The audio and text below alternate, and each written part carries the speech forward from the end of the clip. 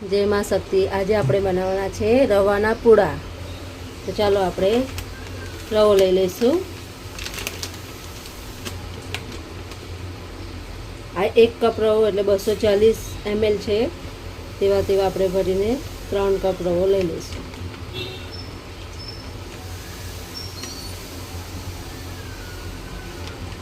આ 3 કપ રવો. હવે એમાં આપણે દહીં લઈ લઈશું.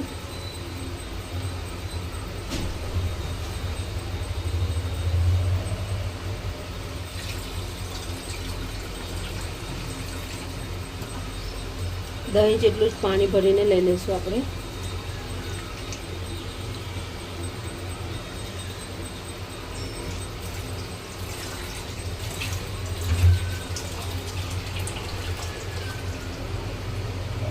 હજુ આટલું પાણી લઈ લઈશું. હવે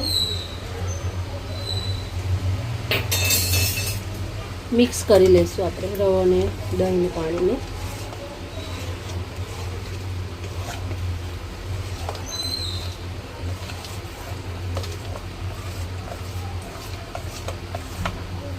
જોઈ શકો છો આપણું બેટર આવું હોવું જોઈએ. રવો હજુ ફૂલશે એટલે આપણે પછી જરૂર પડશે તો પાછું પાણી નાખીશું આપણે. હવે એને આપણે થોડી વાર 10-15 મિનિટ રવા દઈશું. જો મેં શાકભાજી લઈ લીધા છે. 4 ડુંગળી લઈ લીધી છે મીડિયમ સાઇઝની, 2 ટામેટા લઈ લીધા છે, 1 બીટરૂટ મારા પાસે પડેલું હતું એ લઈ લીધું છે, 1 લીલું શિમલા મરચું છે, અડધું પીળું છે, અડધું લાલ, અને આ 3 મરચાં. હવે એને આપણે કટ કરી લઈશું. શાકભાજી બધા ધોઈને લઈ લીધા છે. હવે આપણે એને કટ કરીશું. ચાલો આપણે એને કટ કરીશું.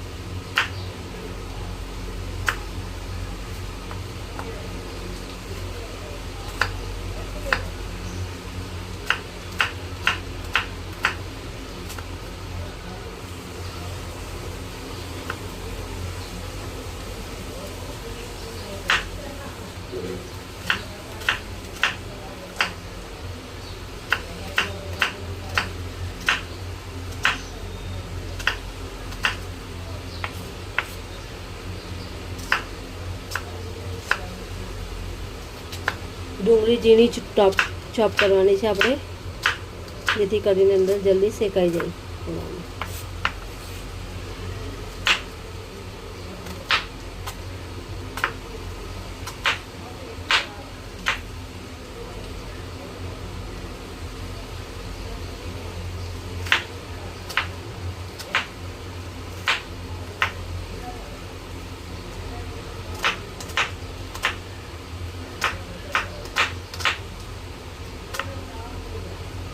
આમાં તમારા પાસે ગાજર હોય તો ગાજર પણ નાખી શકો.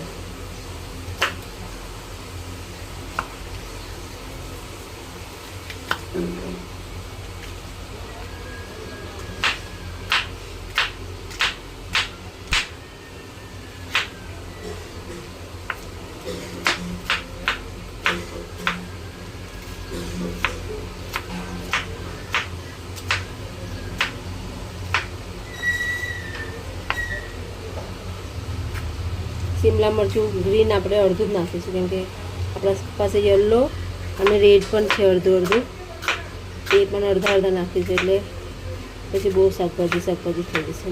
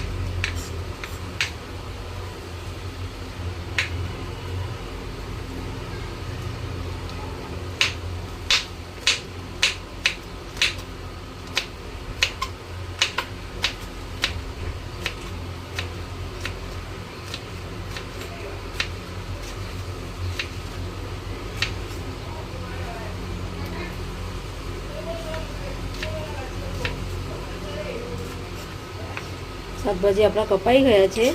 હવે આપણે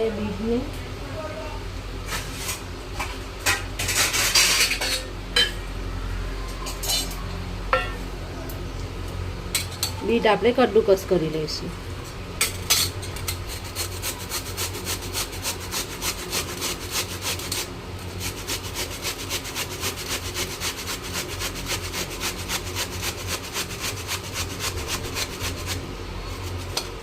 આજે આદુ છીણવાની છીણી આવે છે ને એનાથી ઝીણું કદ્દુકસ કરી લઈશું. તે છોકરાઓના મોઢામાં પણ નહીં આવે અને રંગબેરંગી ફ્લેવરવાળું ખાઈ જાય. આપણા શાકભાજી ચોપ થઈ ગયા છે. હવે આપણે બેટર જોઈ લઈશું. તો જોઈ શકો છો તમે, રવો ફૂલી ગયો છે, થીક થઈ ગયો છે. તો મારા પાસે એટલી જ ક્વોન્ટિટીમાં છાશ છે, તો હું એ છાશ નાખી દઈશ.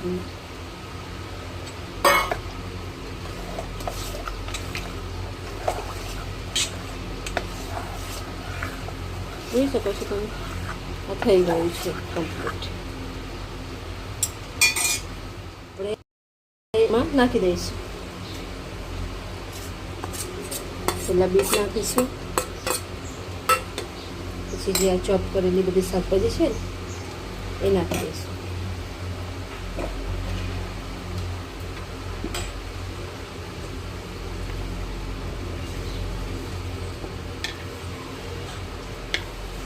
કેટલી કલરફુલ લાગે છે ને આપણી શાકભાજી. બધા જ કલર છે મિક્સ, અંદર કલરફુલ બની ગયું.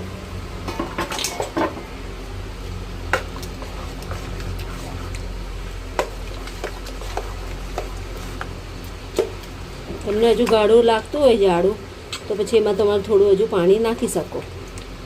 મને થોડું લાગે છે એટલે મારે થોડું હજુ પાણી ઉમેરવું પડશે અંદર.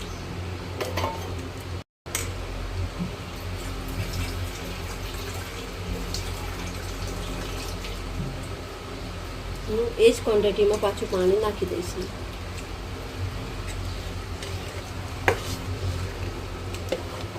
હવે આપણું બેટર કમ્પ્લીટ છે. હવે એમાં આપણે મીઠું નાખવાની જરૂર છે.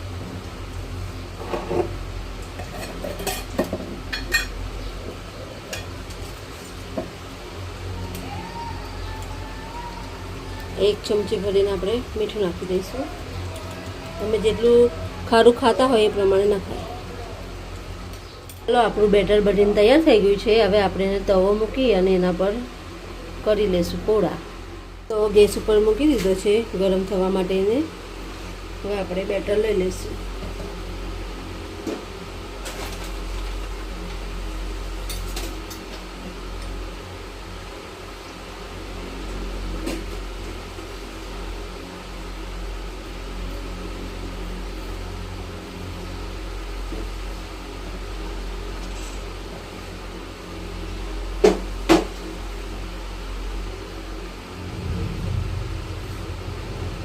તવો આપણો થઈ ગયો છે. હવે એમાં આપણે બેટર ઉમેરી દઈશું.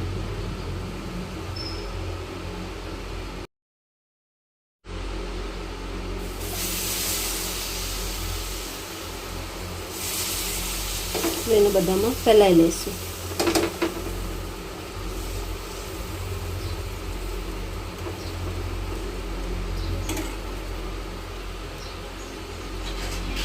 અને આપણે થોડી વાર ઢાંકીને થવા દઈશું, એટલે કેવું શાકભાજી બધા ચડી જાય.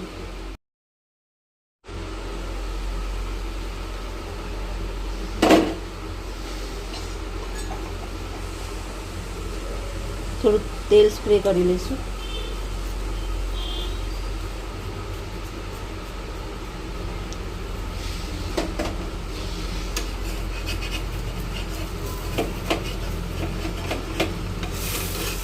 જો આપણા પૂરો થોડો નીચેથી થયો નથી. જો આપણે પલટાઈ લીધો છે પૂરો, અને હવે થોડી વાર શેકાવા દઈશું, પછી આપણે સર્વ કરી લઈશું. જોઈ શકો છો આપણો પૂરો બનીને તૈયાર થઈ ગયો છે. હવે આપણે એને ટેસ્ટ કરીશું. આ ટોમેટો કેચઅપ લઈ લીધું છે મેં.